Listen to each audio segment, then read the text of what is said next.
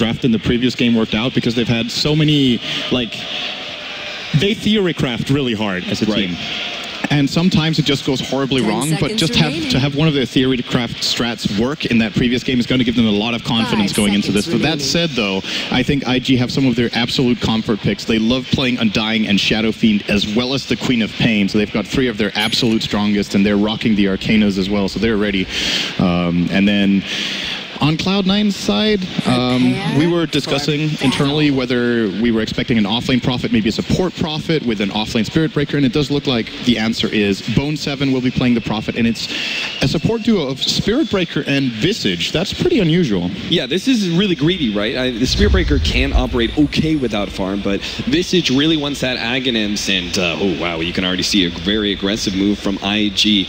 We were talking about also the possibilities of, they brought it up on the panel, the aggressive tri-lane from IG. Originally they were talking about Queen of Pain there, but the last pick of Lina obviously, well, I feel like ensures that it's an aggro tri-lane, the telekinesis into the stun, plus you have the Undying. Look at IG, we've seen this before, the wraparound, the heavy committal, all the way behind the tower into the lane itself to be able to wrap around and hopefully catch someone from the side. Unfortunately, IG just barely missed the mark there. Big Daddy unknowingly happened to just walk right past IG without the smoke pop. Puke ever.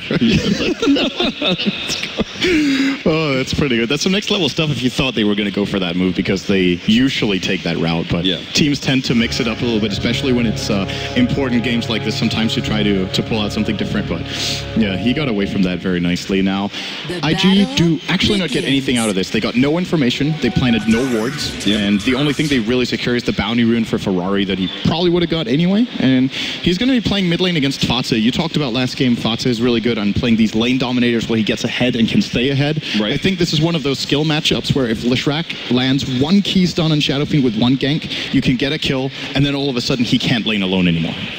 Yes, you could very easily win this lane up against an SF and start taking into him, in which case does IG really need to rethink the aggro tri-lane? Do you rotate Chuan over there to help out the SF occasionally and put pressure on him? Or do you just make sure that Eternal Envy and Big Daddy don't get anything in this bottom dual lane? I think focusing on this bottom lane is fine. By the way, I might have made a mistake. There is a ward placed. It's been down for 45 seconds though, I guess. So it was placed after this. They placed it after? Okay. Yep. So yeah, I wasn't seeing things that weren't there, or the other way around. Oh, talking about the gank in middle already. Misery's coming in from behind. They're going to be able to land the stun, follow up Split Earth, and Ferrari, this should be our first blood. It's a lightning and the last right click of Misery, and boy, the crowd, you can hear the Cloud9 fans roar at that one. This is a really big problem. This lane is already lost, actually. He's 1-0 against the Lesh, who's 5-1 and has the kill advantage, so he's level 3 against the level 2.5. Oh, but here's the turnaround. Big Daddy, nice dodging that light strike array. That was a beauty, but can Big Daddy actually get himself away? He puts himself in the trees, but there's no real escape from there. So he will end up going down, but still, it's Cloud9 who pick up that first blood and establish dominance for Fada and mid. They're going to have to protect Ferrari, I think. That's the problem. They want to play this as an aggressive tri-lane, but probably Tron will have to either get a TP or just flat out start playing in the mid lane as Misery again, looking for the charge. They're going to get the follow-up stun as well. Ferrari's in a lot of trouble. But they don't have any mana on Fada. They may not be able to finish him off. The last right click isn't quite enough, and now Ferrari's actually healing up. Misery's taking his all hell, but he's not going to be able to finish off Ferrari. One race, two race. Ferrari's brought low. Now the telekinesis feed does go down, but it could be a double. Bone7 running himself away. No tower aggro, so he is out. Ferrari with the turnaround there. Thought he could actually get off the double race. Meanwhile, at the same time, top lane, Luo ends up taking out the Visage as they leave that top lane with the Furion. It exposes that one support. So IG, they lost the SF still, but because the Queen of Pain picks up that extra kill on top, it seems worth it for them. Such a perfect TP into the mid lane by Faith there. I thought it was actually the Rubik of Tron coming in, but Faith ends up getting a good tombstone. They managed to get the turnaround kill. Of course, they lose their Shadow Fiend again there, but Ferrari at least gets some sort of hope in this game now, getting his bottle from the assist gold, I do believe there. And with Luo claiming a solo kill up top, IG could actually try to go for a lane swap if they wanted. IG, they were hunting.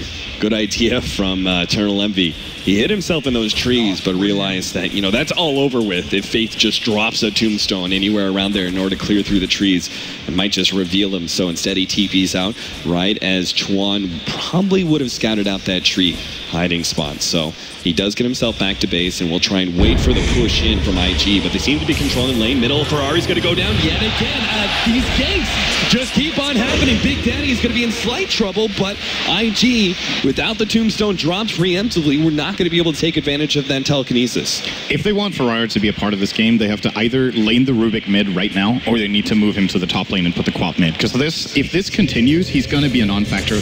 We talk a lot about how Shadow Fiend is a good comeback hero, but there is a limit, okay? He's got 4 CS min at 4. Yeah. He's 3 deaths. He's level 3 against a Lesh who's level 5.5. This is an absolutely unplayable lane one-on-one, and he has to be so careful now, as Fata is also quadrupling his CS in the mid lane right now. Yeah, insanity. Just the lightning spam alone is going to be enough to push the SF back a lot. So, and he still has that rotation of the Spirit Breaker due to the successful ganks. He's actually level 3, has boots as well as an Orb of Venom, so he is very much a danger to behold. And when paired up with another support like Big Daddy, who's going to show himself here in this middle lane, it can be quick kills. But we can't forget, this is coming at the cost of Eternal Envy's farm. Now, he is being pushed back once again. Oh, Eternal Envy. He puts himself in the trees. Tombstone gets laid out, and Faith just hoping to be able to survive this one. He does manage to finish him off. The Soul Rush gets him. Meanwhile, the stun, though, goes on to Burning, as well as Faith trapped in the trees from both Sevens and teleport in. They lose Eternal Envy, but he wasn't getting farm anyway. Fada picks up another 2 kills. Bone7 getting involved at the perfect time right here. He's not level 6 yet, but they don't even need the Wrath of Nature. Just his right clicks and the fact that he kind of blocks their path in the back. They can't run through this amount of damage, and Cloud9 getting a good 2-for-1 trade. I think it's well worth it to lose their Razor for that, even though, wow, Envy is actually suffering more than I thought he is, only with 9 CS. That's at least one thing going IG's way, but they're still pretty far behind. Yeah, I mean, the only CS he's actually picked up has been through spamming out Plasma Fields, so he is getting shut down. And the Queen of Pain is doing okay when it comes to free farming. Obviously, we saw those early rotations, but boy, this is definitely a Cloud9 favored crowd, as I think I hear them chanting for the C9 All boys. I'm hearing is Navi. All right, the Arcane That's all I can hear. Whenever a crowd cheers, that's just the thing that comes to mind. All right, it's 5-4 right now. Make it here. 5.5 minutes, and they do now have the Fury on ultimate, which is obviously a huge impact. It feels like Luo has got to get involved now that he's picked up his level 6, though. It just seems that continually running this aggressive lane for Burning is not going to work out much longer, especially with the Fury on now having that extra nuking power through his ultimate. Yeah, this is looking very solid for Cloud9, especially if they can get No-Tail up to level 6 at a reasonable timing. They've managed in their last games to find a good balance between ganking and farming their supports, and Visage is one of those heroes where it's really crucial that you do not focus too much on ganking. The levels, this hero maybe more than any other support really needs one core item as well as a level 7 at a reasonable timing, and giving him just that little bit of time in mid until Fata joins is definitely worth it. The supports, as well as even Luo, trying to help out this middle lane. They're going to grab Fada. Here comes the Sonic right from behind. They actually take out Fada as well as Big Daddy instantly. Misery's now trying to get out, slowed down. Chuan even has a double damage to assist to this one. Races are coming back up from Ferrari as well. Hits one, and the ticks. Well, no, Chuan takes a triple kill actually for Luo. As that gank, critical success there for IG to try and turn around what was a bad laning phase for Ferrari. Now he picks up not only soon to be his level 6, but look at the stacks they had available for Ferrari once he was able to get those levels. He's actually back in the game entirely now. He's even going to stack 2 camps here, I believe. The big camp was, no, that was not pulled at the right time, but he got the other one, so. And you really can't say the same for Eternal Envy. There's no comeback mechanism. Like you said, the SF can always make a comeback, right? But there's no comeback mechanism for a Razor, really. They really don't have any way of Envy to get into the game, it feels, for the next 5 to 10 minutes. He's just going to have to try to farm. I think what you do with Razor in this situation is that you don't prioritize static link because you can't man fight anyway. Yep. So you max out the plasma field, and you might even consider getting multiple points in unstable current early, just so you can reflect some of that damage from like telekinesis, the lift, or sorry, telekinesis, fade bolt, maybe even shadow strike. Like all of those things obviously do add up. But yeah, he's in a really, really bad position right now, as Ferrari 34 CS. Well, I thought it was going to be really hard for him to come back, but that one triple kill from Luo, the really big player of the game for IG, with 4-0 at this point. Yeah, we said he had to get involved, and he did it beautifully there. Now, there still is Fada as well as bo3 to worry about from the side of Cloud9. Yes, Eternal Envy is shut down, but Fada top of the board right now, 52-5, and he's 3-1-2 when it comes to kills, and bo3 is getting quite a lot of farm as that offlaner hasn't died yet and has 42 CS.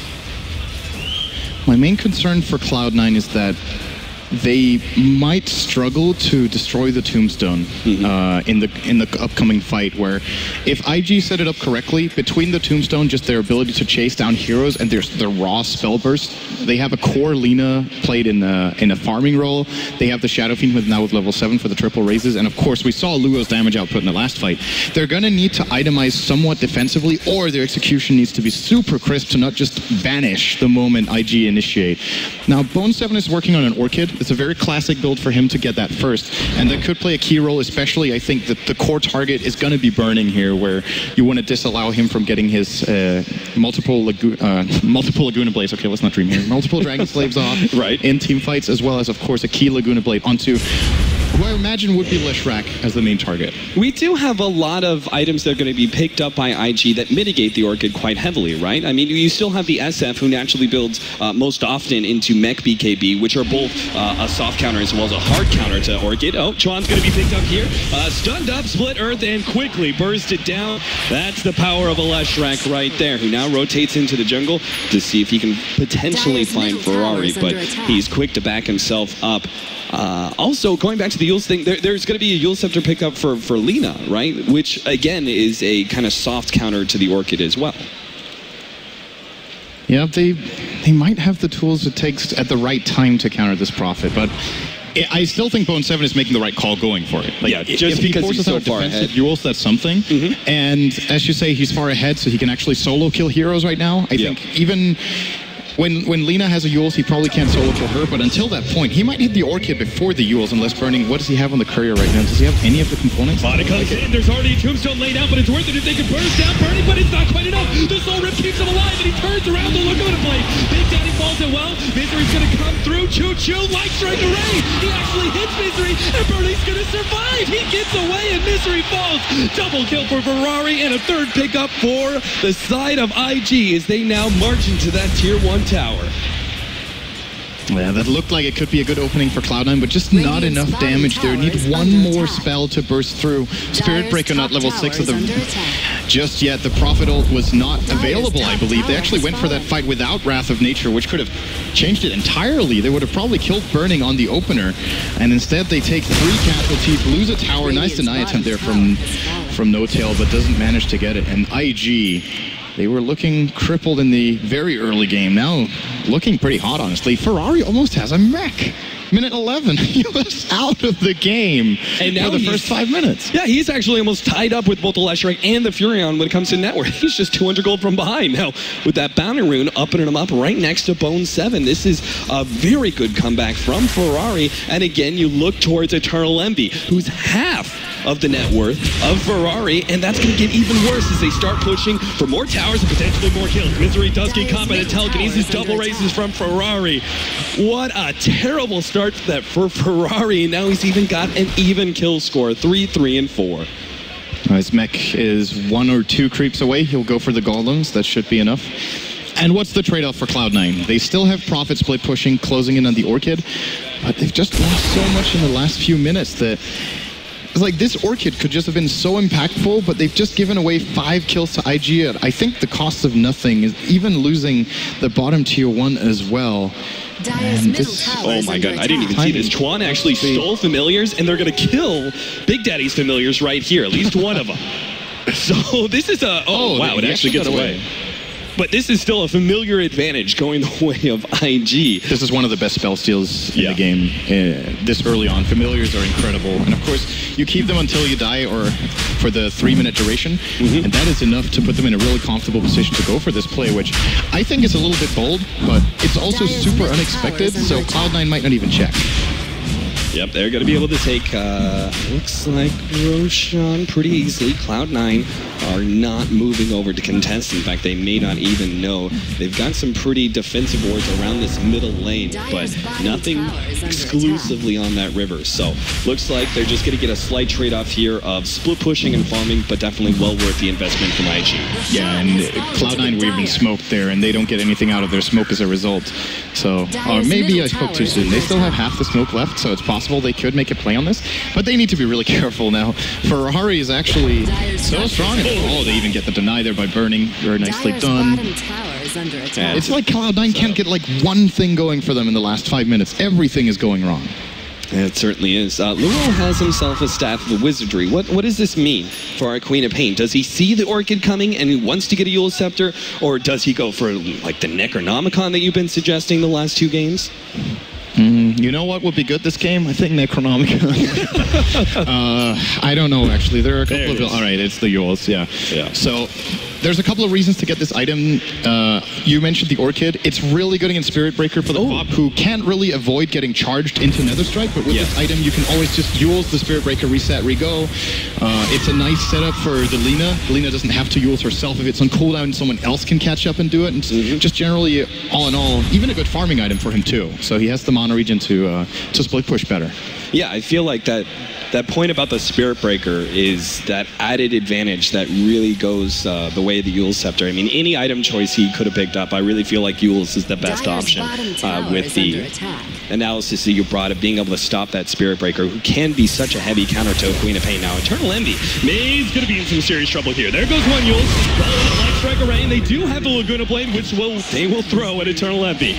No mercy, Isama, famous for those words, but IG will return the favor. He took the green laser and the blue laser at once. that hurts. You really are the dankest memer. Thank you. The moistest memer in Dankford. Dyer's top tower is 6-12, 15 minutes in. A 2,000 gold lead for IG, 4K experience as well. IG seemed to have turned this game on its head after such a big advantage was won by Cloud9 in the first few minutes with those ganks on middle. Now just may turn a bit sour. What are IG looking to do right now? They're trying to take control of their own jungle. This Sentry Ward just outside range of that OBS, actually, so they'll have that for another minute and 20 at the very least. And, well, Luo might have found himself a Eul's setup. Yeah, and there's the TPs out from Cloud9 as well. They're not trying to save Big Daddy whatsoever. Burning now on a killing spree. Those poor familiars being hunted down as well. There's a Bloodstone out from the Leshrac. That is really good timing. He's died twice and he still has it minute 15. He's got 4 kills on good farm as they now find Ferrari. Can they get him twice though? This is going to be an Aegis eventually. No, he actually popped a mech. He's going to be able to survive, maybe. Well, letting loose that ultimate, they will force the rest of Cloud9 back, and they will not be forced to use that Aegis just yet. Good defense there from IG. That is a really good spell from Tron as well. Lightning Storm is so powerful. 4-second cooldown. And without even having a cast point on it like Lesh does, it's very easy to chase down targets for the Rubik himself as well. So they need to be very careful. And I'm not sure if Fata realized it got stolen. If he didn't, that could be a really big problem in the upcoming teamfight. There's just going to be 4-second cooldown, 260 damage nukes coming out that they might not be expecting. And Envy's dead. Yes, he certainly is. A rotation around, telekinesis, light strike array, and burning!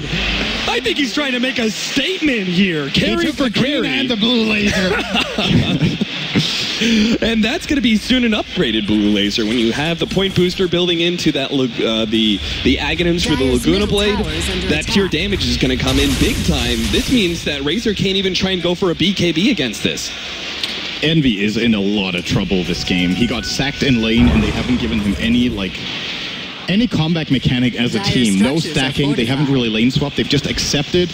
We're gonna dig a really big hole and we're gonna put Envy into it, and then we hope he can crawl out of it on his own in the mid game. It's not really happened. And now the other ones are looking they're just standing above the grave and looking down like, come on, Envy, get up. And, well, you know, he might need a little bit of a hand at this point from the Cloud9 squad. I don't know what they can do for him, though. Like, I feel like it's just too late for Razor's impact to become significant in this game, which is a shame when you have to say that minute 17, but he really is out of steam. Yeah, it seemed like they were putting a lot of faith in Envy being able to utilize the Radiant farm, which for Razor is really good because you're actually able to hit all 3 of those camps with Plasma Field, which can be a decent way to farm up, but it's not going to get you back in this game after such a heavy heavy start. Radiant's middle tower is under attack. And IG, they're just falling down mid lane. They take the tier 1. They're looking for the tier 2. Ferrari still has the Aegis for another, what's that, 10 seconds? So maybe Cloud9 can hit a timing window, but it looks like they're just content to trade. They'll look to get the top tier 2 with No Tail, who does have a TP to get back, but maybe he doesn't even get the trade. All right, here comes Bone. They're going to get that at the very least. Middle tower has All right, yep, tier 2 for tier 2. It'll be taken by at least, yep, the familiars from Big Daddy. Speaking of him, where is... Oh, he actually doesn't even have the medallion yet, so Big Daddy's farm is not looking too hot. Of course, he is playing a little bit more of a harder support than usual. Misery's actually gotten a decent amount of farm on himself, and that may work out, depending on what Misery goes for here. This Gloves of Haste, is this going to be a later Midas, or is he actually hoping to pick up a different attack speed item? It seems a little late for a Midas, but I can't see you going something like Maelstrom. I don't think there's any other build-up that makes sense for him right now. Yeah. The alternatives are Armlet, Maelstrom, or a second Dread. So, you know, it's got to be the Midas. I think Cloud9 realized they're behind. They have to try to make Spirit Breaker a core in this game and try to play for later. The good news is their lineup is actually decent at split pushing. Look at the TP around from Ferrari is screwed in this top lane. This should be a pretty easy kill. Gets the mech off. It's not enough. Beautiful. 3-man game. That's the Midas. Oh, there goes a Yule Scepter trying to pierce down bo3. Ooh, that Spirit Breaker barely gets away home to his Midas. But it's still a trade-off. Yes, they lost the SF, but get the kill on bo3 in return. And bo3's farm is not to be questioned. He's got a Blink Dagger as well as the Orchid. Played a huge factor there in being able to gank up that SF. Cloud9 will need to play split push. The Blink Dagger build on Prophet signals that that's what they're trying to do. Of course, it sets you up for some nice Blink Orchids as well mid-fights, but I think they should just avoid fights entirely. Farm with the Midas on the Spirit Breaker, split push as much as you can with the Prophet. Leshrac can farm really fast and push out waves, and you even have the birds to help out a little bit when it comes to pushing the side lanes. So maybe they can just split up the map enough to disallow IG to 5-man, because they are way superior right now, especially fighting around the Undying. Yeah, they're going to have to play it really well, though, against these double Yule Scepters from the side of IG. Ooh, look at that. Burning actually slowing down that Aghanim Scepter with the Blink Dagger pickup of his own. This means it's going to be even more difficult to get successful split pushes from Cloud9. If they're actually utilizing their heroes, they're susceptible to getting caught by that catching mechanism. And it feels like they're going to have to play a lot more through summons, both the familiars as well as the treants. Misery charging up mid. He's going to cancel it. That's Chuan looking for some sort of opening, but Cloud9 think better of it. I'm pretty sure the ward they have in the bottom lane did spot the diagonal blink coming out from Burning into their jungle, so they know this is going on. And in addition to that, there's no one in the side lane, so it's pretty clear that IG are looking for a play mid. Is now Eternal Envy will keep pushing in the bottom lane. This is pretty aggressive. He's going to Plasma Field and instantly TP, because Burning could more or less just solo him right now with a TP into his full combo. Yeah, IG, with the gem that they've picked up, they've gotten killed out a lot of the wards here from Cloud9. They're going to have to play really, really passive if this vision ends up going down, especially in this top lane. This is so critical. If these two different jungle wards get taken away, Cloud9 are left completely in the dark against two different blinking, disabling heroes. Blink Yules from Burning, and the Blink, obviously, from the Queen of Pain with another Yules. That's easy ways to be able to set up the rest of your allies to follow that up. They have to split push, but it's a danger every single time. It's a huge risk every single time you go for these pushes. It is very, very difficult, and I'm curious to see what path Luo takes for his next item. He's sitting on 3k gold, as you mentioned, and I don't know what the best build-up is here. If you think about, okay, we want a team fight, we get the BKB, but I think that might be too defensive when he already has the Yules. So he can either get the Orchid and just really look to fight, or maybe he just farms up really fast. And what would be the best item for that? I'm actually not sure. Would be he could go another Scythe of Vice. Necrobook? Alright, I'll stay on. Do you think it's too late for an Aghanim? Oh, IG. He's actually managed to get the Yule Scepter onto Misery, but they're just trying to back themselves away ahead of those birds. Yeah, Luo whiffing on that one. Faith is going to be brought low by the Orchid, but not quite low enough. Turns around, gets off the Tombstone, but Luo has been hit by the Split Earth and will end up going down. There's a buyback here from Burning, and they're going to try and take this fight inside their own jungle. The ultimate goes out from Ferrari, instantly blowing up Big Daddy. Burning also coming in with the Yule Eagle Scepter catching Eternal Envy, and this will be a successful buyback, it seems, by being able to get the pick off on Eternal Envy, turning the fight to IG's favor, but it did cost them a pretty penny.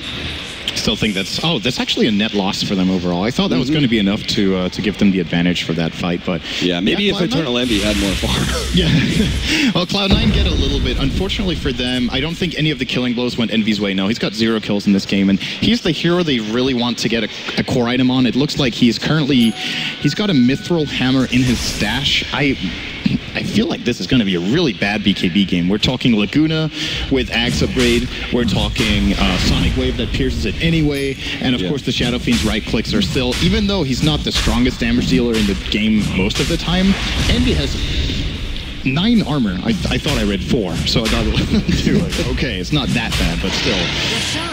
He can't play the Razor way. And that's the problem. He needs to be up in your face. He's going to have to kite with a Razor. That sucks. At the same time, though, there is like the Eagle Scepter into Light Strike Array, a lot of magic damage that's coming out from the side of IG that isn't, you know, that pure damage that goes through BKB. And if he can force the Laguna Blade on himself, he'll be able to get the turnaround of, you know, his passive Unstable Current actually shocking the Lina. And since he's not like he's not the primary damage dealer at this point, if they're forced to use the Laguna Blade on him, that means his Leshrac can come in and just, you know, clean the house with his Bloodstone, which he's already gotten 2 extra charges with, as well as now that BKB. Yeah, that's the problem. Like, even Fata with a BKB, this is not the best BKB game. I think Lesh more than Razor might just have to get it just to be able to run through in the fights, because he wants to be up in their face as well. And by having more farm and more damage than Envy, he is more relevant with his BKB. But at the same time, you know, if you're IG and you get the choice, you blow up the Lesh instantly with the Laguna, and then that BKB might not help enough. So I think Fata would be looking for...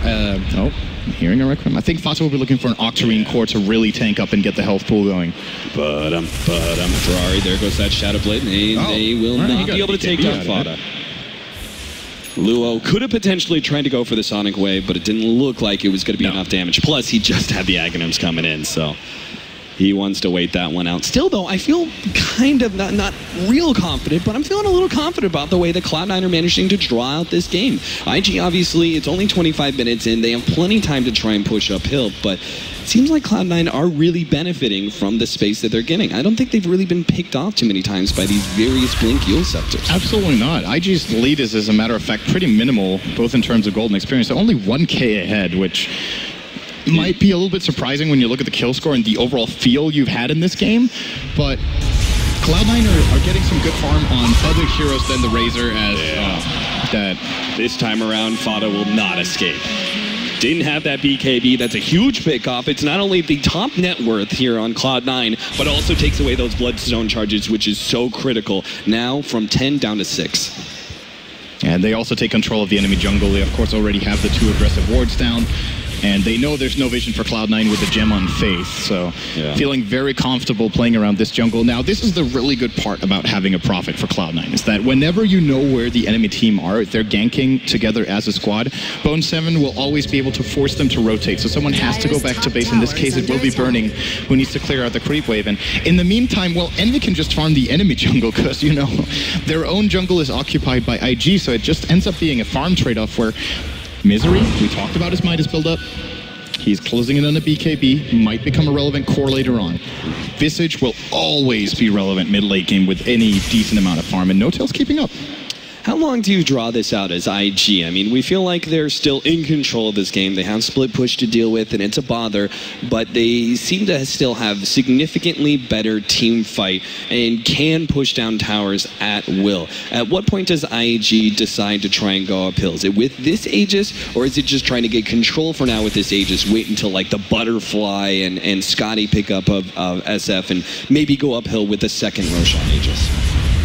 I think if they keep trading farm, we're never going to reach a point when IG can just high ground with Shadow Fiend. I think the damage on Cloud9 is going to be too much. The Visage is going to be a problem, the spam from Lesh, Plasma Field. Every time you just cast those spells, you get a 4-charge Soul Assumption, and you just keep targeting him down and he has to go back. This time around, they don't have the same defensive cast of supports. They've got Soul Rip, that's it. And I don't think that's enough sustain to do it. So probably the approach for IG is to try to find a pickoff or 2 and then push towers instead of going for a raw just 5-man down a lane, because it's one thing they need to reach the base and start hitting, but their timing window is so small before they have to port back and defend against Prophet. There's the Aghanim's pickup from Burning, or at least it's going to be on its way soon via Chicken. And they are going to go with this 4-man smoke and head into that middle tier 2 area. Unfortunately, they didn't find anybody. They may just try and rotate bottom next, but it seems like it's just a bit too late. As Eternal Envy's already backing himself up, unless Luo blinks aggressively here, will not be able to find him, and Bone7 is already out as well. All the meanwhile, we see that top lane is being pushed out by Big Daddy. Maybe not him, his hero, but you've got those familiars going to work, and as he picks up more gold, he gets closer and closer to that Aghanim's, which he's over halfway to.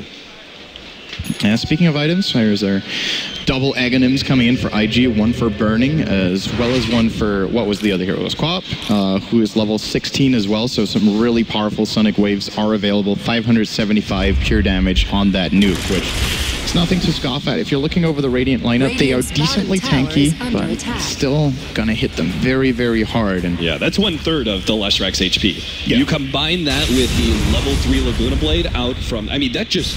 he actually dies. He actually just, they two-shot the Leshrac, potentially, if they focus both their ultimates on him. And then you're left with Bone7 and Eternal Envy to try and carry the fight. And I'm not sure if they can at this point. What do you think about Ferrari's choice of getting a Shadow Blade this game? I feel like it's a way of setting him up for trying to solo kill these split pushers. Is that valuable enough? Like the build up into Silver Edge, I feel like is pretty weak this game. There's nothing you really want to remove. I guess it's nice to remove Unstable Current, but they're not really itemizing against Envy anyway because he's been sacked so much this game. So could they have invested into a high ground item instead? Do you think that would have been better? I think I completely agree with you. I feel like there was already enough pick-off potential between Luo and Burning. You put pressure on the split pushers. I doubt you're going to get that much added value out of the Shadow Blade. You might as well try and go for the faster 6-slotted SF, essentially, with higher value late-game items such as Scotty and Butterfly. Well, up top now, Chuan will be pushing this out. He's gone for the Force Staff Urn build-up. Blink not too far away, about 1,000 to go for him, which should take him a few minutes if he doesn't get caught out. And that could be a pretty key item to get. It's even more pick-off. Of course, as you mentioned, they have the 2 Yules, but if they can use at least one of them defensively, I think that would be a really big advantage for them. So have the aggressive play come out of the Rubik, who can always just force back to safety after making the aggressive play with the Blink. And I'm wondering if Tron actually even wants to go for that, though. He might consider something else. There's a lot of Ags upgrades. There's actually 5 on the Radiant side, so any ult is a good steal. And maybe he feels like the Force Staff is enough for mobility. Yeah, who knows? We may see that Aghanim's Nature's Prophet, not from Furion himself, but perhaps Rubik steals it. The Treants he should spawn with those should be like small Rubik Treants walking around like his little... with little stabs and doing his head bob. That would be really good. Just like his Static Remnants, you know? Just do that with the trees. I would like that. What's that? That makes perfect sense because Furion's Treants are small Prophets too. Yeah, okay. We got Ferrari, who is about to finish up his Scotty. He still needs another 1,200 gold, but he's getting there. And that'll mean a significant stat upgrade. They take the second Roshan, potentially. I mean, Cloud9 could very easily contest. Oh. Not sure that was... There's a code message. Yeah? It's the timer of Roche, and it's 322. Smooth, Envy. Well done. And also well done to you for sneaking in another meme. Did it. Got it. BKB finished up for Eternal Envy. Cloud9, I mean, they dropped down. You look at the just net worth over the last 2 or 3 minutes. They have been steadily going in the favor of IG, but I don't feel it's going enough in the favor of IG that it's actually getting them an advantage. I actually feel like the game just drawing out is still to the favor of Cloud9, solely because they're slowly but surely getting Eternal Envy back into the game, and at least making him, you know, at this point, kind of a 3 position, if anything, whereas before he was like a hard 4. They're going to look for the play right now. They know Roshan will be spawning sometime soon. I think Envy's message in the chat there was was that the time Roche got killed, so that would mean the earliest respawn would actually be in 10 seconds. So they want to make sure that IG don't get it for free. And if this smoke is successful, I'm hearing a BKB. Whoa, that was it. Where was it? Am I hearing things? Ah, Fata. Just oh, that's unfortunate. Wanted to look pretty for his friends. Yeah, the Rainbow Pony turns gold. Shiva's next for his item is the plate mail. This will significantly increase his tankiness against a lot of physical damage out from the SF. I feel the pickup. Is there anything else he really could have gone, though? On which hero was that? The Leshrac. I was thinking Octarine just to get more health, because the problem with the Shiva's build-up is that you're still going to get blown up by Lina. And the best tankiness in this case all around, I would say, is a health item, and it's either Octarine or Heart then, pretty much for a Lesh. Yeah. So I'm thinking he might keep this as a casual plate mail and then go into Octarine. I think Shiva's is maybe a bit too greedy in terms of his overall tankiness against these, both Laguna Blade and Sonic Wave. But yeah. That makes sense. Big Daddy's actually taking the rest of these rank clicks because he now has an Aghanims upgrade. So Triple Birds just means more flying rats come in the way of Cloud9, more opportunities for them to try out this game. They're pigeons, horrible. Oh my god, I do not want to play against you. BKB picked up on our Spirit Breaker as well, so we do have some fighting power when it comes to that, and it probably will around this Roshan pit. It looks like IG are first going to try and go for a pick-up. Blink forward on Lua, who's going to be able to find Big Daddy himself with that Yule Scepter, trying to get away with a Great Chill, but another Yule Scepter to stop him with the Light Strike Array, and that is a pick-off which now almost all but guarantees IG will be able to get Roshan. Yeah, and they still even have double warding control here. This is a really good setup from them. All right, that was an interesting circle I drew on the last one. I didn't know that happens. So, yeah, this is theirs. I think Cloud9 will just be looking for the best possible trade, which is Envy split pushing mid and Prophet of Bone7 split pushing top. But I doubt they're going to get a single tower, as Luo is just ready to defend. And yeah, they don't need the backup. He ends up defending middle, and if necessary, he can blink up to top and just throw out a Sonic Wave real quickly. So it seems like his defense means that Cloud9, all they get out of this is a little bit of farm, which they were already getting anyway. So a big win for IG for sure. Now, do we have anything big coming up for Cloud9? Bone7 could buy a Hex right now if he wanted to. Or, sorry, never mind. He needs a bit more. It's the Void Stone he has, not the Ultimate Orb. I do believe that is his build-up here. I don't know if Cloud9 haven't... Well, they do have enough damage because of the Familiars, I guess. So they need to be kept safe and do a lot of damage in the fights. Yeah. Else, I don't see them carving through. For example, the Shadow Fiend twice with 2300 health and 20 armor. A lot of work has to be done from the Cloud9 supports, where we have both Misery and No-Till in a pretty good position. Like, if you look at the net worth, they're actually ahead of the counterparts on IG's side, which is the reason the overall net worth is not more than about a 6k lead for the Dire. The supports have done a really good job in this game on Cloud9 of keeping up. But I'm still looking for Misery's item that's going to make him more than just a control. Like, you go Midas into BKB, which is like a guaranteed charge, a guaranteed Nether Strike. Yeah. What's next? He needs some sort of damage. What is the most efficient damage item, do you feel, for Spirit Breaker? Is he the one? Oh, Lewis actually, maybe? No, never mind. Orchid goes out on him. Well, he used it aggressively, the Yules, but he's all right. Yeah, he'll be able to blink away. Do you go perhaps an Armlet? It feels like that's the one time that Armlet is very viable. Someone like a Spirit Breaker who gets a big advantage of it. I think it's just too late for Armlet. Okay. If you look at its cost efficiency, it is one of the best items in the game for the price you pay. But yeah, 36 minutes, it's generally not the choice. I don't have a very, I don't think there's one item that just solves all the problems. Maybe he goes for, instead of focusing on his own damage, he focuses on the team's damage. So you get like a Kiras, which both Prophet, Visage, and Razor, and even to an extent Edict benefits from. So that might be the best choice. Yeah, someone has to carry the Auroras. That makes a lot of sense, because at that point, you get the AC on the Spirit Breaker. The other option would have been the AC on the Razor, but we've already talked about how the pure damage plays very well against heavy armor. When you just don't have that high of HP, the pure damage just cuts right through you and able to punish you pretty heavily. So that can mean that our Razor then goes for maybe heavier, say, Aghanims, which at least gives you a little bit of stats, obviously big damage increase, or perhaps there's another HP item that he can go for instead, maybe a Heart, but Heart's second item feels too defensive.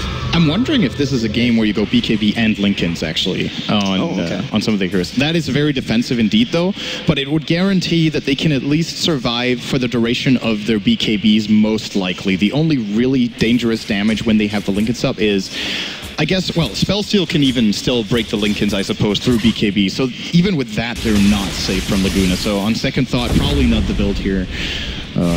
They won't even be protected with that, which is unfortunate, because else I think it would have been worth it. Ferrari does not get hard enough yet. That's a good steal. Yeah, he just got that split earth, but not close enough to be able to get the telekinesis into that stun. Is there enough value? So we were talking about where Fada is going to go with this plate mail. Originally I said Shiva's, and you said, okay, maybe he just picks up the plate mail and goes back for the Octarine core, which is definitely a big possibility, and I think that's the best idea. At that point, if he goes Octarine core, finishes that up, where's the plate mail go? Is it a good enough game for Lotus Orb simply because of Laguna Blade, or is it just too risky? Essentially, if you don't get the Laguna Blade, it's not worth. I think Shiva's is just a more stable choice overall in that case. He also gets lower cooldown on, well, he would get that on the Orb as well from having the Octarine core, but both Shiva's and Octarine would be decent choices.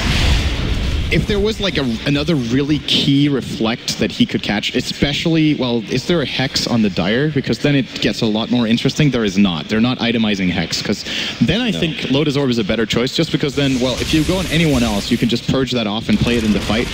And you really don't want to go on Lesh when he goes in, right? He just, if he doesn't need to purge, he can pop it on himself, just run in, and force the enemy team to either take damage in reflection similar to a Blade Mail, or to target someone else. Which is obviously a big benefit. This is some next level play here from Cloud9, what they're setting up right here. Yeah, this is the kind of gank it doesn't matter how much you've played Dota, you're not prepared for this. Yeah, absolutely not. But they gave up on it. Unfortunately for us, we're not going to see that gank come to fruition. Now, IG, Luo actually almost has a full-up Assault Cuirass, at least that's where I'm presuming this Hyperstone goes to. And they could be in trouble here. Ferrari does not get the opening, but instead he lets it go. Oh, Bofana immediately turns on the BKB ahead of the side device, but he's still going to be right-clicked down. He is able to get off the Bloodstone deny at the very least, but that now puts him down to 4 charges. And IG actually in a really great position to poke uphill and potentially force that buyback from our Leshrac. And they lost their Aegis though. I'm not sure Ferrari is interested in this high ground siege, but looks like... Now the risk here is even if they force the buyback, it's very difficult for them to disengage against the Radiant lineup. There's teleport behind them with Hex and Orchid. There's of course the familiars that can fly behind and drop, and even the charge from Spirit Breaker could be a threat here. They're doing their very best to force this buyback from Fatsa, who really does not want to use it, as now he might have to. No tail god. Jesus, but that's double ultimates. And Misery coming in with the charge. It seems like with those double ultimates used, there's no way IG can really fight once the Leshrac is up, despite a 4 versus 5 advantage. But at the very least, they'll get this tier 3 tower. And are they going to make the full committal for this melee Rax?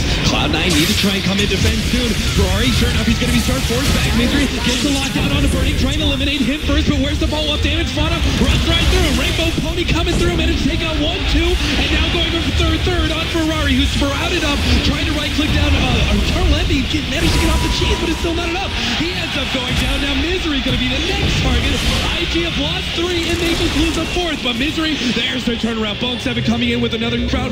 TP out, Faith. The drop down from the familiars isn't there, and the blink away from Chuan is out. IG managed to keep their 2 supports alive, but a huge win for Cloud9 as IG overstayed their welcome. That is a really big experience swing in particular. That's about 7,000 they gained. 4K on the gold, not the biggest of deal for IG. It matters a lot, but not that much. I don't know where I was going with that, but, you know... I think you're getting confused by the whole entire crowd currently trying to lend EE some their energy. They're all chanting right now. Yeah, he got a lot of gold out of that, but, you know... IG got a little bit too greedy there, staying. I think you made the right call. It's time to go back. Even with Visage dead, their key abilities are on cooldown, and they were not able to fight that. Once Misery charged in, there was no really good counterplay for them, and Cloud9 really managed to get a significant fight out of that. They did lose their tier 3, but they held the melee racks, and they're healing up. And there's a while until Roshan respawns, so they might have a full HP melee racks when the next chance comes for IG. All right, Fada, we played the guessing game with you for a while now, but you got to make a choice. He's got a lot of farm and Achievas Guard. He picks up the recipe, he'll finish it up now, and he'll still have a lot of gold to fall back on, potentially building into that next item. Well, for now, even holding on to buyback. Yeah, and it is the Shivas first. I hope you did not just say that. I might have. You didn't know. You didn't know yet because you still had it. There's definitely a way where he could have bought the recipe just to fake me out, Synderen. That's true. Oh, he had the. Damn it. Yeah. So Shivas, I really still think it is going to be an Octarine next. Alternatives worth noting are Boots of Travel, maybe a second Scythe for them, but I think that's once again going to leave him too fragile. He really needs to tank up, and Octarine just is the obvious choice, and it is just so good for this hero. The raw health, the cooldown reduction on all 4 spells, in particular the other spells than Edict, and then even getting lower cooldown on both your BKB and your Shivas is really nice, and the cooldown on that Bloodstone Suicide. Let's not forget, it's really good to be able to kill yourself faster. Or more frequently. Excellent analysis. Not fast. Thank you. Senran will be here all weekend, ladies and gentlemen. Eternal Envy has finished up his he's finished up his Assault Cuirass, which means take a look at our Spirit Breaker. I think I've been calling for it a lot lately, but this might be our first Lotus Orb. Is it though? I mean, he's got a plate mail. We already have Shivas. We already have AC. Yeah, you're right. There's only that item left, right? Yeah. All right, smoke up. Cloud9. Heading into the enemy side of things, if they get a really big pick off here, this could be them going all the way uphill. And they've already targeted Ferrari. He's not going to expect this one. 8 from the trees. Locked down. There's the sacrifice, but they managed to throw out a glimmer. Cape Down will survive. Eternal Envy almost goes down to the pure damage by himself. The right click will end up finishing him off. Lure fighting up against 2, but he will go down. Ferrari gets off that ultimate, but Fada's now run out of the BKB. This thing's burning. Able to be able to right click him down and also catch through Misery. No, the charge right through. He gets away. Luo unable to catch him, and Misery, what a beautiful escape. Still a 2-for-0 there. They didn't even get Luo. It looked like he was going to drop, but he managed to use, I think he had a 17 charge wand and just blinked out and reset. So it cost IG more or less nothing, just 1 or 2 BKB charges. Their ultimates are not very long cooldown, so they might be able to force down mid once again. Now this time they need to be careful not to overextend as much as last time. And what buybacks do we have? None on Envy. Fata is up in 20 and has buybacks, so realistically we'll have 2 lives when he comes out in 15. Yeah, I think the melee racks are gone before that point. Yeah, but usually I think the range racks as well. You can already see bo3 kind of scrambling to get whatever he can by heavily pushing down that bottom lane, hoping to get some damage on the tier 3 tower in return.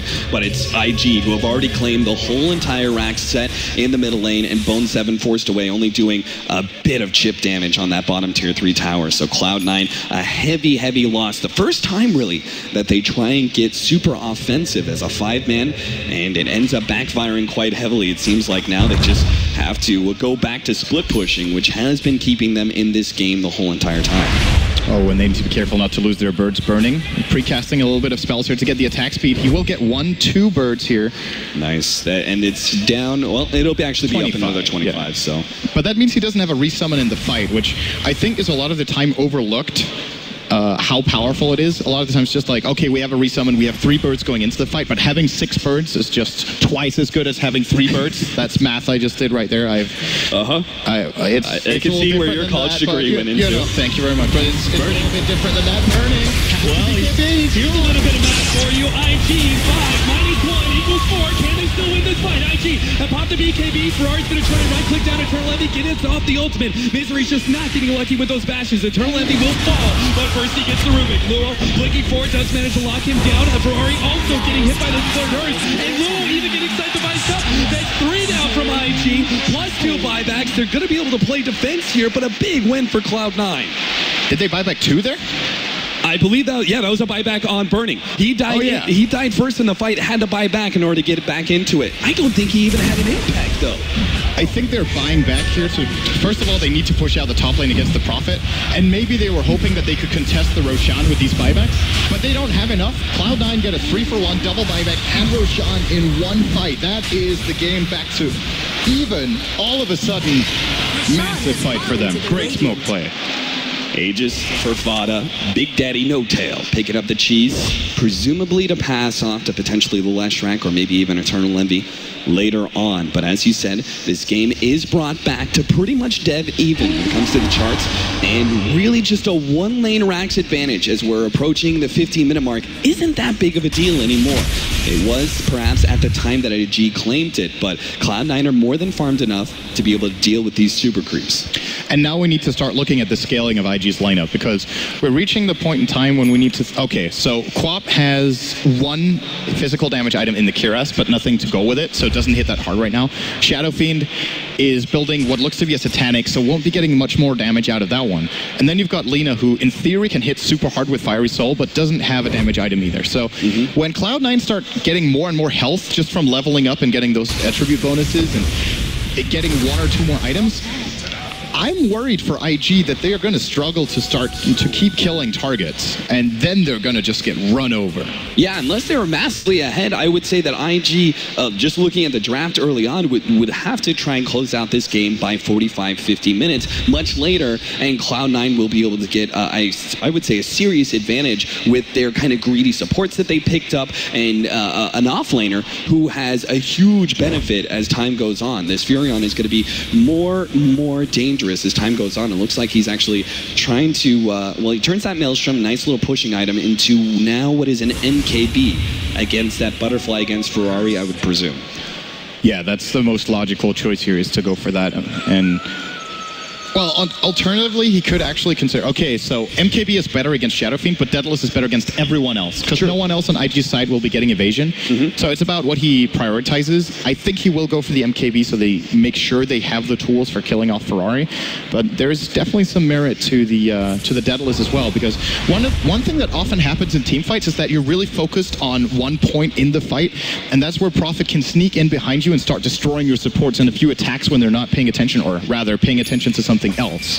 And I've seen it in quite a few games, especially from Admiral Bulldog's Prophet, where Alliance would just set up a fight where they go in one angle just to set up for Bulldog and nothing else, so that he could find kills. So, and it's not just the supports, right? I mean, you have two pretty squishy intelligence cores on the side of IG as well, so he can even potentially just like right-click down Burning from the start of a fight if they're focused elsewhere. So I think that may actually be a good idea, going for the Daedalus, but it would seem like a more natural build-up in MKB. Either way, I think either one of these is a strong item pickup. We've got the Solar Crest now completed for Big Daddy No Tail. It looks like Octarine Core soon to be finished up on our Leshrac as well. And after that, we've got, the Advanced Boots of Travel to be able to pick up. Where do you go? What's the last item as a Leshrac? Is it tankiness via a heart and just try and HP up as much as possible? I think... Or Aghanims? I mean, we did rarely see it on Leshrac, but... I think Hex is still really valuable. That, or maybe even an E-Blade later on could be a choice. Okay. It really depends on what they want to try to accomplish. I still think the Linkens I was talking about earlier that isn't going to work too well because of Spell Steal might still have a major impact, because once the Spell Steal is used, you know that Linkens will block a key ability. Either block a Hex, or maybe a Yules, or, even better, the Laguna Blade. Right. And with the Octarine Core, you have a lower cooldown on it as well. So there's a very high chance that you will get big value out of that in fights. It could be a choice, but I still think Hex overall probably the best choice. IG, they seem to be planning on just waiting out Cloud9 for the time being, waiting for them to try and push uphill. And with a proper defense, maybe they can control this map again and maybe even snag another lane of racks. They've got double BKBs that actually have a good amount of charges. First of all, they just grabbed the fresh BKB on Luo. 10 seconds there, but Burning also still has another 8 seconds on his BKB. Obviously, we're still getting a lot of physical damage coming out from Cloud9, but it will be able to stop majority of those dangerous disables from C9. We still have to worry about our Spirit Breaker, though, whose Midas is really paying off, as it feels like, it's been like 30 minutes since he's picked up that Midas. It's definitely paid for itself, and perhaps even doubled. I feel like Cloud9 might have missed a timing window or a big opportunity here while the Aegis is going to expire now, and there were 2 buybacks on cooldown on IG. So that's the kind of situation where you can try to go for a high ground force, and if you make the play, you would just flat out win the game. Now instead, the ball is in IG's court, so try to make a play now that it's... They're going to try and chase him. Boom! He's gone! Misery charges right through all of them with the BKB popped. The rest of IG looking to be able to pursue him. He pops the Lotus Orb, but he's not going anywhere. The right clicks cannot be reflected, my friend. 2 heroes down, and sure enough, IG, who we were looking at this game and going, okay, Cloud9 are getting stronger and stronger and feeling more pessimistic about their chances, just as that Aegis expires, IG finds their opening to be able to take control of this game. They actually used the Aegis better than Cloud9 did, because they gave Cloud9 a false feeling of safety around their jungle area, and they had the timing nailed down perfectly. So where Cloud9 could have tried to make the aggressive play and maybe get a decent fight, maybe a trade, where if you catch the Lina or the Shadow, or what was it, Lina or Quaff that don't have buybacks, maybe you snowball the fight out of it. At least you use the Aegis to try to put some pressure. Instead, they are only on the receiving end, and IG lose nothing. IG looking for more here. They're going to be able to find bo3. Another big pickoff right as the last racket's coming back. He does have a buyback though, Ferrari. Ooh, he's sitting very far forward here, scouting a lot of heroes. Unfortunately, IG, those Blink Daggers were just coming off cooldown. I was looking to Burning to try and make another Blink Yule's play. Unfortunately, no extra pickoff for them. 60 seconds for them to be able to force a buyback. Unfortunately for them, if they want to do that, they'd have to go through middle to bottom lane. As it is, the bottom lane is pushing out as well as top, and top even has its tier 2 tower still artillery. Here comes the airstrike top lane with the birds. Actually almost getting the tier 3. That is really annoying for IG to deal with. They would have loved to get some sort of collateral, forcing a buyback from Prophet or maybe a glyph, something like that, but they end up getting nothing because of No-Tail's bird control in that top lane. I mean, I know it disgusted you, Sin, but am I wrong? Flying rats. That's exactly what that Aghanim's upgrade allows Cloud9 to be able to do. These familiars just sitting up at top lane constantly. And are they actually going to be making a play here? I don't think they have any boots of travel to get up there. So Eternal Envy probably just waiting out until Luo leaves, and they're going to try and push the lane again. He wants to get a bird. He won't get it. And yeah, I think that's the play for Envy. They just want to put as much pressure on the map as possible. So immediately when he sees Luo go away here, he is going to use that opportunity to TP back to mid. All right. So absolutely not the play this time around. I thought he was going to go in Plasma Field this wave, but instead playing it safe, sticking with his team. And by the way, speaking of Envy, he's got 5K in the bank. So it's possible he's going to go for a big item here, maybe an or maybe no damn item at all. They almost get Fata again, but this Sprout is going to give it away. The flying vision of this should be enough to give Cloud9 all the info they need. Are they going to back up? They're going to lock down 2. 1-2 out. Cloud9. They have buybacks on both, but IG have now put themselves in a great position to be able to go uphill through bottom lane. This has to be a buyback force out for IG. They have their buybacks themselves if the fight goes wrong. At least if they don't force buybacks, they need to secure the Roshan that they know will be spawning within the next few minutes. And if they get full map control and just play the high ground inside the inside the Radiant jungle, they should be able to put the pressure. He's basically just killing himself to buy time. Buyback too late from Fata. He doesn't even have one himself. They've got 20 seconds left still on the Visage, but he doesn't have his ultimate, so really what good is that going to do? They're going to start communication. Radiant structures are fortified. Maybe they just have to give this up without this. Not good news for Cloud9. This feels like a fight that they simply cannot win. Tier 3 tower slowly but surely going to be chipped down, showing up the telekinesis. It's 2 with the Sonic Wave. bo3's going to be the next target. He goes down as well. They have buybacks, but the racks are going to fall anyway. IG just right-clicking down real quick. We have the first TP in. Big Daddy trying to slow them down. Cloud9 have to catch him, but Big Daddy already getting blown up by the Laguna Blade. Ferrari pops his BKB. Now Perds on a Fada. Gets off that ultimate, forcing back the rest of Cloud9. Eternal Envy stealing away his damage, wanting to be able to target these heroes. Luo actually gets hit by the Orc and it will be blown up. He goes down but buys the SF time to get out. The rest of IG on retreat. Faith may be caught here. He doesn't have any escape. He's got 2 gems. Oh Jesus, Glimmercape. Is he actually going to get away from this? Hide himself away, but Eternal Envy. Time for the juke. Yeah, Plasma Field will be able to catch him. That's double gems on the deck. Cloud9, though, have lost themselves another Rax. Melee Rax goes down in bottom lane and range Rax down to about half HP. They have to make something big happen with this, and perhaps it's the big man himself. How many buybacks did they expend there? Was that 3? Prophet, Razor, and Visage, and Lesh. Actually, 4 defensive buybacks from Cloud9. Ooh, but they're trying for Roche. Yeah, they're not getting this one. They invest 2 buybacks to be able to force Cloud9 back. And they just, I guess at this point, the buybacks at that point are worth it for IG because they use 2 buybacks, but they essentially get 2 extra lives with both the Aegis and the Cheese. So that's not really that big of a cost for IG. If they secure this Roche, I think the game is almost over. Cloud9 cannot allow this to happen. They have to fight for it. At the very least, if IG get the Aegis and Cheese, they need to make them pay with a couple of heroes for it. And, well, this item could help quite a bit. There's no stalling things up now. He's got 4 Bloodstone charges. He does not have a buyback. He might as well go all in for his items at this point. Side device, there was another big item. It seems like IG are winning this game purely off the initiation. I almost got the courier kill to Rush. Jesus. All right. Fortunately, it didn't have any items, so we're good there. But IG, this could be the final fight right here. Look at Cloud9. They're setting up here in the trees. But if they get caught into a bad fight, Ferrari leading away. Tron leading with the telekinesis. They're going to go to support this time. They managed to get out the BKB in time. Tron managed to relive a little bit longer. Fighters right in the middle of everyone. With that ultimate, they've locked out Ferrari. They're going to be able to take him out of here. He's down for 100 seconds, but he instantly buyback.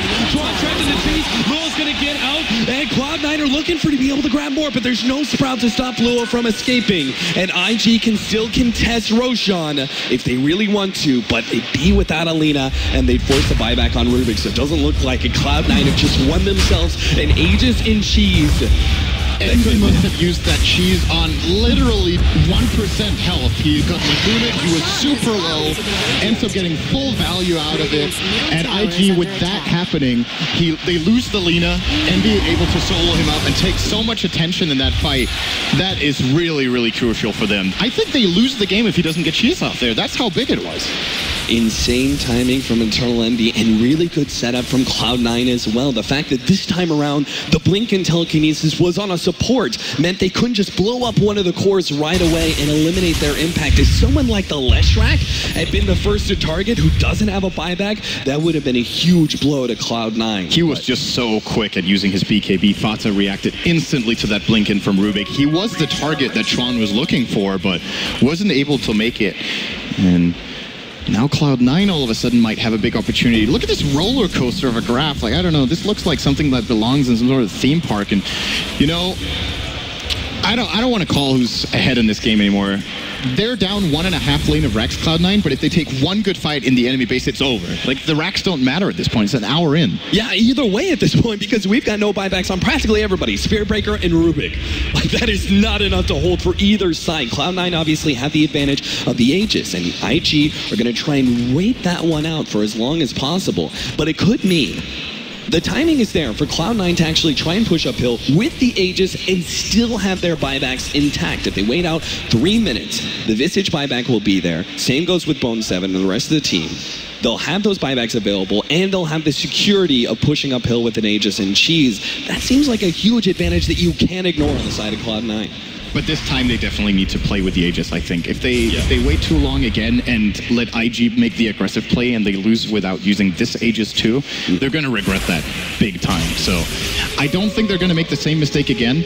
They will be looking to aggress in the top lane. They have a pretty good idea of where IG are since they definitely want to play back in this current situation in the game. So we'll be pushing out all the lanes. Even though there's melee super creeps in the bot lane, the Visage Familiars as well as Prophet can very easily push this out without being out of position for a fight in mid. And Cloud9, this is close. If you see the opening here, IG forces the fight, but what happens if they don't see an opening on Cloud9? Do they just give up potentially a lane of Rax in exchange for waiting out Aegis? Absolutely. I think that's the best play when you don't have buybacks here. It's just, if you find the right timing so that you concede a lane of Barracks just to hold and then the Aegis expires, fine. But you don't give them a lane of Rax within the next 30 seconds because then they just go for a second one. Yeah. So they're going to try and keep this push back for as long as possible, quickly blowing up the wave in that tier 3 tower, down to 250 HP, but Cloud9 not going uphill just yet. This has been, in the last half a year, one of the problems for Cloud9 has been their inability to go high ground very well. They improved on it, but still, in some games, just showing signs of weakness, being a little bit too hesitant to go or not finding the right initiation angle.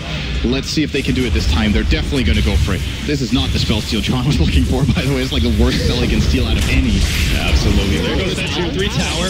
IG, they get a force zap back, slowed down by the lightnings, but they'll be good. Eternal Envy on the front lines with the BKB blown. And now we're looking for. They're going to blow up Eternal Envy right away. Fada's already low as well. This could be him dying twice. Oh, no. It goes up around the Big Daddy. He's going to be able to catch him out as well. There goes the ultimate. Fada pops a BKB in time. Can he get anything out of this Octarine course? Just not enough. He's life stealing so much, but it didn't matter. IG takedown 2, and Cloud9 may just be feeling some bad memories. Last year, ESL One Frankfurt in the very first round against Alliance. Game number 3, game number 2 actually, they pushed it very, very late. A very close game just like this, and it was a total heartbreaker. Cloud9's high ground siege is just not that good. Envy there going way too aggressive in for the dive. Really wanted to force the fight when, honestly, things were going well. They got the tower for free. Yep. They could start hitting the racks, force IG to initiate on them, and then go for the big counterplay. Instead, they waste the Razor BKB for pretty much, he got nothing out of that. And immediately when that is expired, they can go for the Hex play. They get the Laguna out. I think even when Envy went in with the BKB, they used the Lotus Orb from the Spirit Breaker too. So both BKB and Lotus Orb wasted, and then they hexed him, so they can't even counterplay that one.